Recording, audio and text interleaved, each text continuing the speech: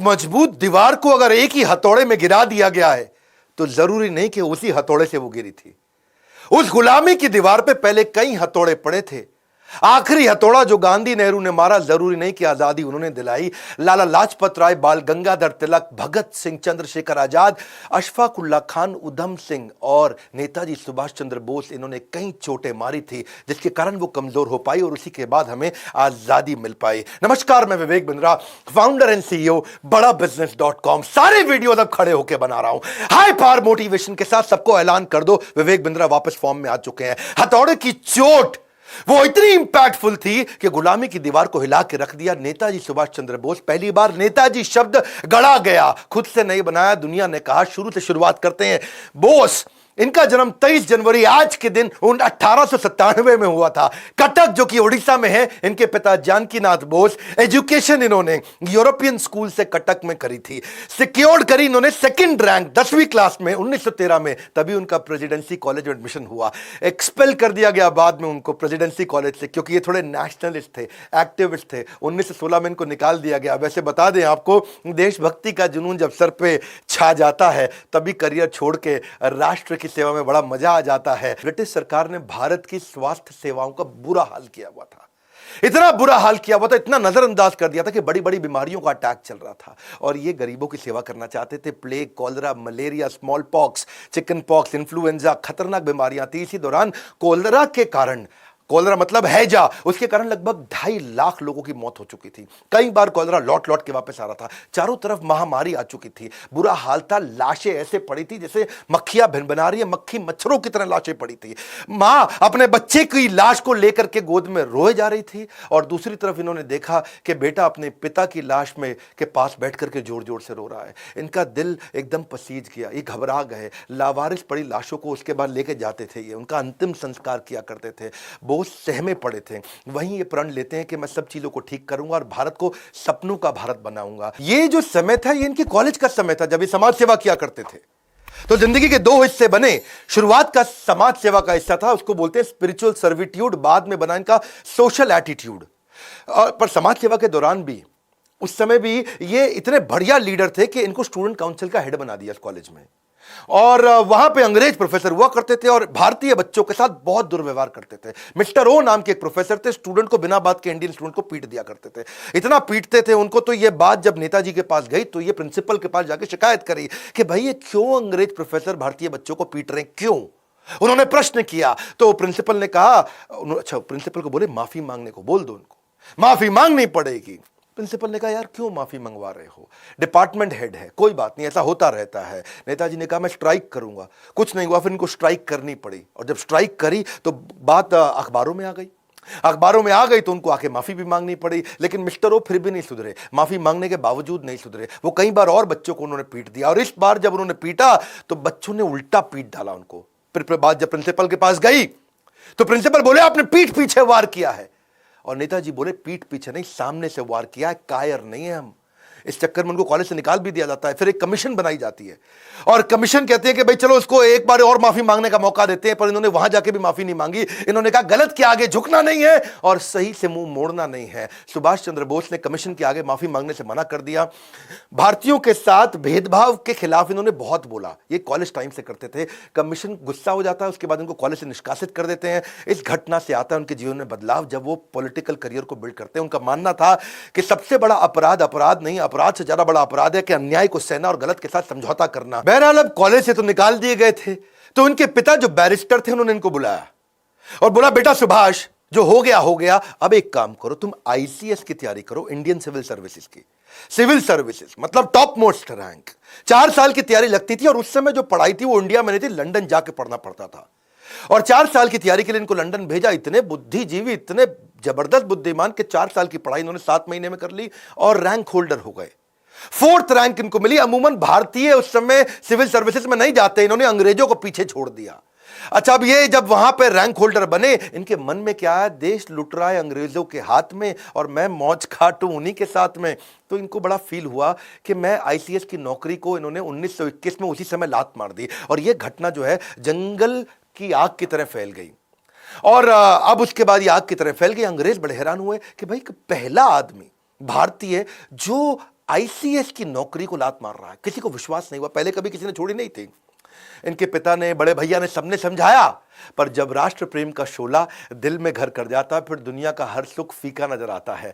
इन्होंने कहा कि भाई मेरा जन्म देश को लूटने के लिए नहीं बल्कि देश के लिए कुछ करने के लिए हुआ है। तो लोग हैरान हो गए और लोग उनसे मिलना चाहते थे, उनको देखना चाहते थे, उनके विचारों को जानना चाहते थे कि कौन है वो व्यक्ति जिसने मखमलों वाले बिस्तर को छोड़ करके कांटों भरी जमीन को चुना है केवल देश सेवा के लिए। वापस जब ये पानी के रास्ते मुंबई आए तो हजारों हजारों लोगों की भीड़ आ गई। हजारों लोग उनको देखने के लिए आए कि भाई कौन है ये आदमी। तो मुंबई में हजारों लोगों की भीड़ देख के उन्हें एक बात समझ आ गई, छोटी सी आईसीएस की नौकरी को लात मारने में इतने लोगों ने विश्वास किया, अगर मैं मेहनत करूं तो पूरे देश को इकट्ठा कर सकता हूं। उनकी as a leader thinking lateral out of the box, macro thinking थी, बड़ी थिंकिंग थी। महान व्यक्ति की यह पहचान है कि वो भविष्य की परिस्थितियों को, वर्तमान को देखते हुए पहचान लेता है। अब 1928 के दौरान कांग्रेस एक मजबूत आंदोलन बन चुका था और सुभाष चंद्र बोस, गांधी और नेहरू के साथ उनके मतभेद थे पर मनभेद नहीं थे, अंदर से दोस्त थे। वो सम्मान करते थे, गांधी को अपना गुरु मानते थे। उन दिनों लॉर्ड इरविन हुआ करते थे, उस समय के वाइसराय थे। उन्होंने गांधी जी को कन्विंस कर लिया, सहमत करा लिया कि भाई डोमिनियन स्टेटस दे देते हैं, ये भी एक फ्रीडम है। अब आप फ्री हो जाओगे, आपको डोमिनियन स्टेटस मिल गया, आप अपनी सरकार चलाओगे, अपने इलेक्शन करोगे। और उन्होंने इस प्रस्ताव को कलकत्ता अधिवेशन में प्रस्तुत किया कि भाई डोमिनियन स्टेटस ले लो। अच्छा, ये इनको पसंद नहीं आया। सुभाष चंद्र बोले डोमिनियन स्टेटस नहीं चाहिए, मुझको कंप्लीट फ्रीडम चाहिए।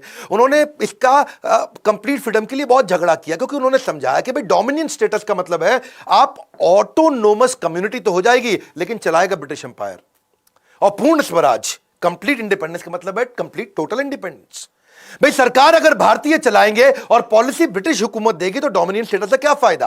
अगर सरकार चलाने और पॉलिसी बनाने दोनों के अधिकार भारतीयों को मिलेंगे, उसी का फ्रीडम हमारे को चाहिए। क्योंकि डोमिनियन स्टेटस का एक ही मतलब है कि आप कोई डिसीजन नहीं ले सकते डिफेंस पे, कम्युनिकेशन पे और फॉरेन रिलेशन पे, लेकिन अगर कंप्लीट फ्रीडम मिल गया तो आप कोई भी डिसीजन ले सकते हो। तो डोमिनियन स्टेटस का प्रभाव ऐसा पड़ता कि भारत अपनी ना तो सैन्य शक्ति पे काम कर सकता था, भारत दूसरे मुल्क के साथ अगर कोई व्यापारिक रिश्ते बनाना है तो वो खुद से कर नहीं सकता, ब्रिटिश असेंबली से जाकर उसको परमिशन लेनी पड़ेगी। तो नेताजी बिल्कुल क्लियर थे, भाई चाहिए तो अपने को पूरा ही चाहिए। भारत खुद से किसी भी तरीके का अगर कानून ही नहीं बना सकता, ब्रिटिश हुकूमत जब चाहे जिसको चाहे, अभी नेहरू तुम हटो, पटेल तुम हटो, ये ब्रिटिश के हाथ में था। उनको नहीं चला कि भाई जब चाहे हटा दे, जब चाहे रख ले। तो कुल मिलाकर के ये इतने बड़े इन्फ्लुएंसर 1928 तक बन चुके थे कि इन्होंने गांधी नेहरू दोनों को कन्विंस कर लिया। और नतीजा ये हुआ कि पिछले साल तो कलकत्ता अधिवेशन में अभी तो बहस ही चल रही थी, अब इन्होंने अगले साल लाहौर अधिवेशन में 1930 के अंदर पूर्ण स्वराज के लिए झंडा फहरा दिया और तय कर लिया भाई इससे कम कुछ नहीं, अपने को कंप्लीट इंडिपेंडेंस चाहिए, कोई डोमिनियन फॉमिनियन नहीं चाहिए। अब जैसे जैसे समय बढ़ रहा था, नेताजी का कद भी बढ़ता जा रहा था। 1939 का समय आया और तब गांधी जी को अच्छा नहीं लग रहा था कि ये थोड़े गरम दल वाले बन रहे थे, क्योंकि गांधी नेहरू वगैरह तो थोड़े नरम दल के थे और ये चाहते थे कि भाई अब दुनिया भर में लड़ाइयां हो रही है तो अब हमें भी लड़ना चाहिए, क्योंकि वर्ल्ड वॉर 2 का टाइम आ गया है। इस समय अंग्रेज कमजोर हो जाएंगे, क्यों नहीं उनको हरा दिया जाए इस टाइम पे, इस टाइम उनको तोड़ा जाए। गांधी बोले नहीं नहीं, मुझे आपका तरीका पसंद नहीं, क्यों ना इलेक्शन करा ले। तो तब प्रेसिडेंट की पोजीशन के लिए इलेक्शन का समय आया और गांधी ने क्या किया, इनको हटाने के लिए उन्होंने अपना आदमी लगा दिया, सीतारामैया। साउथ से लेकर के आए सीतारामैया को और सबको जाके पूरे देश में बता दिया, सारी के सारे कांग्रेस के जितने भी वर्किंग कम्युनिटी, जितने भी लीडर्स थे, इनको बोला कि सीतारामैया जीतेगा तो मतलब समझो मैं जीता, सीतारामैया मेरा आदमी है। और उन्होंने सीतारामैया के लिए कैंपेन करना शुरू कर दिया। इधर नेताजी सुभाष चंद्र बोस भी उनका आशीर्वाद लेकर के इलेक्शन के लिए आगे बढ़े और जब चुनाव के नतीजे आए तो सब हैरान हो गए। गांधी जी की उम्मीदों के विपरीत नतीजे आए। सीतारामैया को 1375 सीट मिली, सुभाष चंद्र बोस को 1580 सीट मिली। आपको यहां समझना पड़ेगा, यहां समझिए कि सुभाष चंद्र बोस का कद बहुत बढ़ चुका था, लोग गांधी से ज्यादा उनको पसंद करने लगे थे। यह ध्यान देने वाली बात है। गांधी जी नाखुश हो चुके थे, वो बोले कि सीतारामैया की हार मतलब मेरी हार है। वो चाहते नहीं थे सुभाष चंद्र बोस जीते, क्योंकि सुभाष चंद्र बोस से उनको नाराजगी नहीं थी, लेकिन दोनों की विचारधारा अलग होने के कारण गांधी उनको प्रेम तो करते थे पर चाहते नहीं थे कि ये रहें, क्योंकि गांधी प्रेम से चलाना चाहते थे। गांधी बोले कि इस समय हमारा शत्रु समस्या के अंदर है, वर्ल्ड वॉर 2 की तरफ जा रहा है, तो अब हमारे को उसे तंग नहीं करना चाहिए। सुभाष चंद्र बोले ये क्या तरीका हुआ, जब पूरी दुनिया लड़ रही है तो आप क्यों इधर थप्पड़ मार लो, इधर थप्पड़ मार लो। अब जीत तो गए थे ये, सुभाष चंद्र बोस, लेकिन गांधी ने इन पे प्रेशर डाला कि अब आप रिजाइन कर दो, आप इस्तीफा दे दो। एक सच्चे शिष्य एकलव्य की तरह अपने गुरु महात्मा गांधी के चरणों में आकर के उन्होंने त्याग पत्र दिया। बहरहाल सुभाष चंद्र बोस उनको बोले कि मैं जानता हूं कि हमारे रास्ते अलग अलग हो सकते हैं, पर हमारा मकसद एक ही है। पर अब इनको क्योंकि बाहर कर दिया गया, तो अब कांग्रेस तो उनको सपोर्ट कर नहीं रही थी, क्योंकि ये बाहर हो गए थे। 12 बार इनको जेल में डाला गया। अंग्रेजों ने इनको बहुत तंग किया।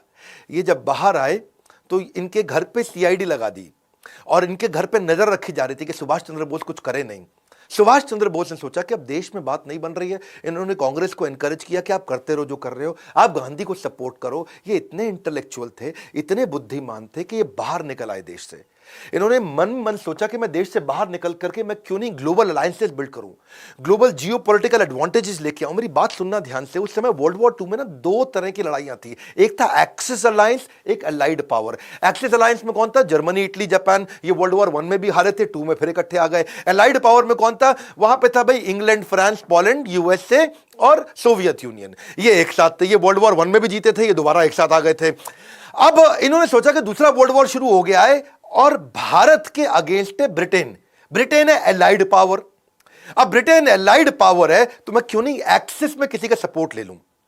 तो ये बाहरी ताकतों से समर्थन लेने के लिए गए। इन्होंने सोचा सही मौका है, इस समय दुश्मन अभी उलझा हुआ है, कमजोर है, मुझे बाहर निकल जाना चाहिए। अब मजे की बात समझिए, तेज वो नहीं होते जो मौके का इंतजार करते हैं, बल्कि वो होते हैं जो सही मौके पे वार करते हैं। इन्होंने सोचा दुश्मन का दुश्मन मेरा दोस्त। तो पहले तो इन्होंने ट्राई फिर भी सोवियत यूनियन पे ही किया। उसके लिए इन्होंने प्लान बनाना शुरू कर दिया। और प्लान बनाने के लिए इन्होंने अपने एक दोस्त थे इनके, मियां अकबर शाह, उनको एक टेलीग्राम भेजा पेशावर में और उनको पेशावर से कोलकाता बुला लिया कि भाई आओ मेरी मदद करो। और मियां अकबर शाह को उन्होंने बोला, जो आज पाकिस्तान में पड़ता है, कि भाई तुम मुझको किसी तरह से काबुल ले जाओ, मैं काबुल के रास्ते उस रूस में जाऊंगा। यूएसएसआर हुआ करता था, अभी आज तो रशिया है। तो अपने भतीजे शिशिर थे इनके, उनकी मदद से इन्होंने गाड़ी लिया। गाड़ी में सीआईडी से बचते बचाते पिछली सीट के नीचे लेट के, दब के, छुप के ये निकले। वो उन्होंने उसको कलकत्ता से धनबाद छोड़ा, धनबाद से इनको काबुल और काबुल से मॉस्को जाना था। अब वही है नेताजी सुभाष चंद्र बोस। वहां रविंद्रनाथ टैगोर गाया करते थे कि जोरी तोरो डाक सुने क्यों।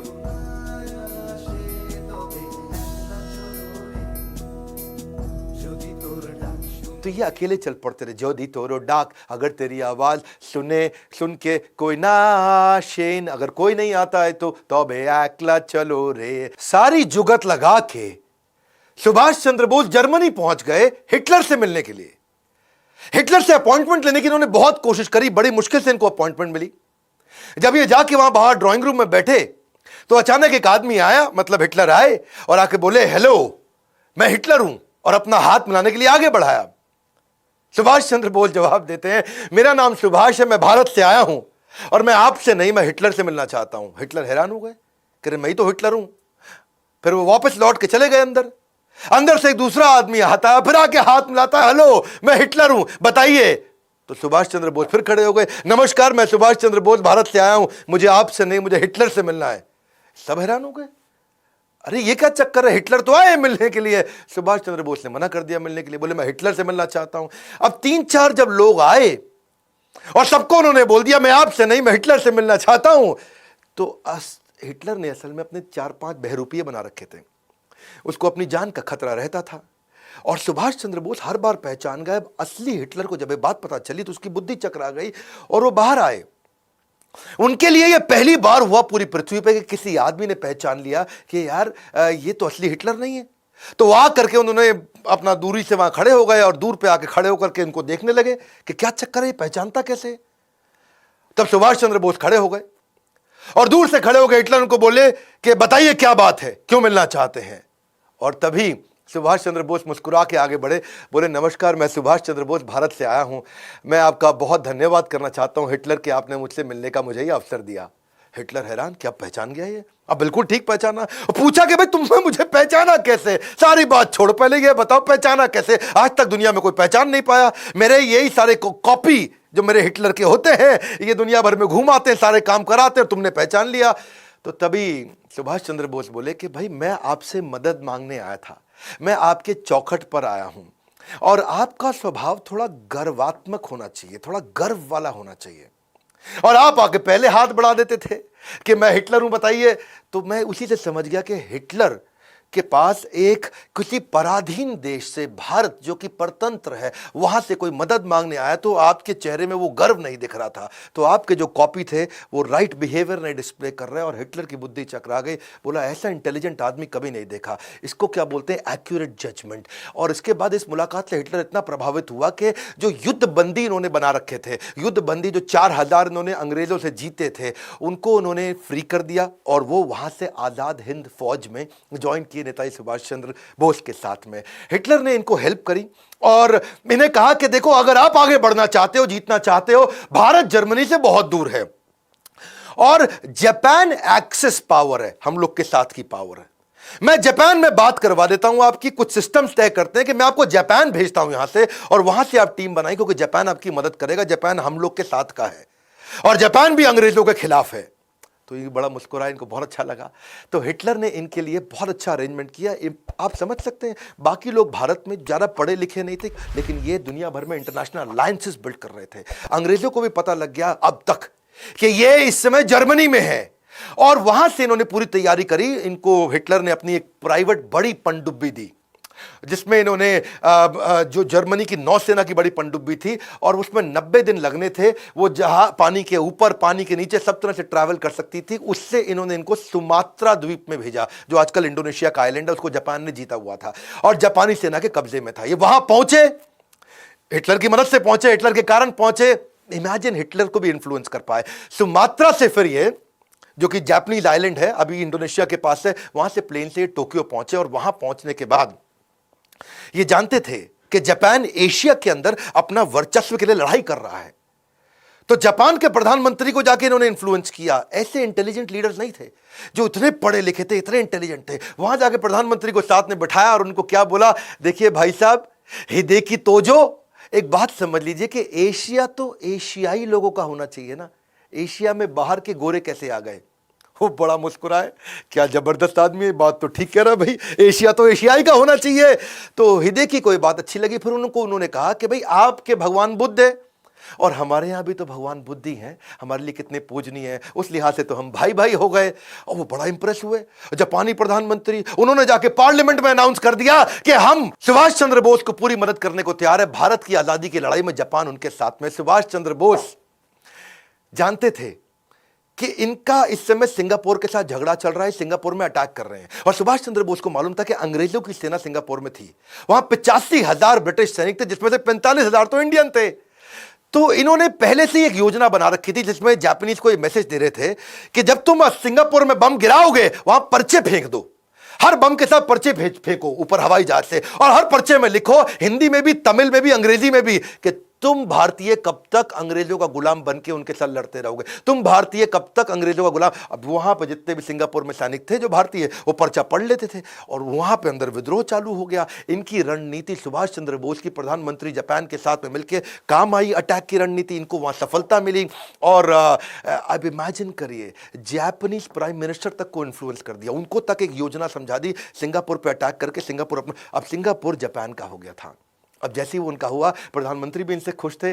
तो वहां जो 45,000 ब्रिटिश आर्मी के अंदर इंडियन सैनिक थे, उनको जापानीज ने इनको वापस कर दिया, सुभाष चंद्र बोस को, और वहां से तैयार हुई पूरी आर्मी। रास बिहारी बोस जो वहीं पे इंडियन लोगों को तैयार किया करते थे, उनके माध्यम से नेताजी सुभाष चंद्र बोस को सौंप दिया गया, और अब तैयार हो गई आजाद हिंद फौज। यहां से अंग्रेजों को पता लगने लगा कि ये बहुत बड़ी तैयारी कर रहा है। जापानी सेना बर्मा को जीत चुकी थी, अब बर्मा में कब्जा इनका था, जापानीज का। इन्होंने कहा कि भाई अब बर्मा के रास्ते भारत में घुसेंगे, और प्राइम मिनिस्टर ने पूरा सहयोग किया। नागा पहाड़ियां, यानी कि नॉर्थ ईस्ट जो नागालैंड है, वहां से मैदानी इलाकों में जाएंगे, पहले पहाड़ों पे जाएंगे, वहां से मैदानी इलाकों में जाएंगे। अप्रैल 1944 में आजाद हिंद फौज, जो ये सिंगापुर से अपनी टीम तैयार करके आए थे, बर्मा से टीम तैयार करके आए थे, ब्रिटिश सेना को खदेड़कर मणिपुर में जाकर के पहली बार तिरंगा डाला। पूरा देश पूरा हिल गया उस समय। एक बात आपको बता दें, मानते तो दिल से गांधी भी थे, कि हमारा देश अनडिवाइडेड रह सकता था। क्या कहते हैं कि अगर आप किसी को जोड़ना चाहते हो ना अपने साथ, तो उसे केवल गले नहीं दिल से लगाना चाहिए। क्योंकि गांधी ये जानते थे कि जिन्ना कितना भी शोर मचा ले, सारे हिंदू और मुसलमान अगर किसी एक लीडर को इकट्ठे मानते थे तो वो थे सुभाष चंद्र बोस। मैं आपको एक कहानी बता देता हूं। 1943 में जब रंगून के अंदर बर्मा में ये अपनी फौज इकट्ठी कर रहे थे, तो आजादी के लिए अपनी फौज को इकट्ठा करने के लिए उन्होंने सबसे योगदान मांगे। और उस योगदान के दौरान वहां पे एक मुस्लिम व्यक्ति आया और उसने आकर के बोला कि सुभाष चंद्र बोस जी, मैं आपको अपना सब कुछ देने को तैयार हूं, मेरे पास कुछ करोड़ रुपए हैं। याद रखना, उस समय कुछ करोड़ रुपए बहुत हुआ करते थे। मेरे पास कुछ करोड़ रुपए, अपना घर है, अपना परिवार है, मैं सब आपको देने वाला हूं। तो वो सुभाष चंद्र बोस उनको बोले, उस मुसलमान व्यक्ति को, कि तुम क्यों मुझको अपना सब कुछ दे दोगे, दे दोगे तो अपना घर कैसे चलाओगे? तो उसने क्या बोला, अब घर थोड़ी चलाना है, अब तो मैं भी, मेरी पत्नी भी, मेरे बच्चे भी आपकी सेना में है। गांधी ये बात जानते थे। इनफैक्ट ये तो एक बार खुद मोहम्मद अली जिन्ना ने भी बोला था कि अगर सुभाष चंद्र बोस प्रधानमंत्री बनते हैं तो मैं उनके साथ रहने को तैयार हूं, उनको अलग पाकिस्तान की आवश्यकता नहीं। मैं आपको ना ऐसे बताऊंगा कि गांधी की उन्होंने रिस्पेक्ट फिर भी जीवन भर करी। सिंगापुर में जब वो तैयारी कर रहे थे, तब वहां से भी एक रेडियो के अनाउंसमेंट में उन्होंने बोला कि गांधी जी राष्ट्रपिता है। लेकिन इंडिया में एक्सेप्टेंस सुभाष चंद्र बोस की बहुत बड़ी थी।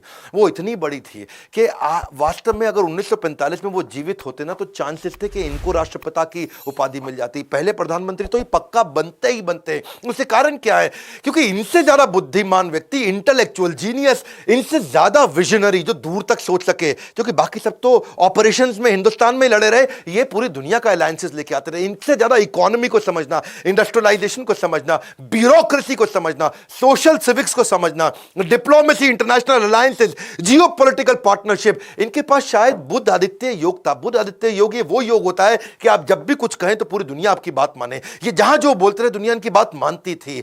चांसेस थे कि अगर ये रहते तो उसके बाद पाकिस्तान बनता ही नहीं, पाकिस्तान भारत में ही होता। मैं फिर बता रहा हूं आपको, क्योंकि गांधी ये बोलते थे कि ये अनडिवाइडेड चाहते थे, और जिन्ना अगर कंट्रोल में आते तो केवल इन्हीं के कंट्रोल में आते, सुभाष चंद्र बोस के। जिन्ना और तो किसी के नहीं सुनते थे। पर दुर्भाग्यवश हुआ ये कि पीछे 1945 आ चुका था। वर्ल्ड वॉर में अमेरिका ने हिरोशिमा नागासाकी बॉम्ब डाल दिया जापान में। जापानीज लोग पीछे हो गए, लेकिन क्या आजाद हिंद फौज की याद है हमें कुर्बानी।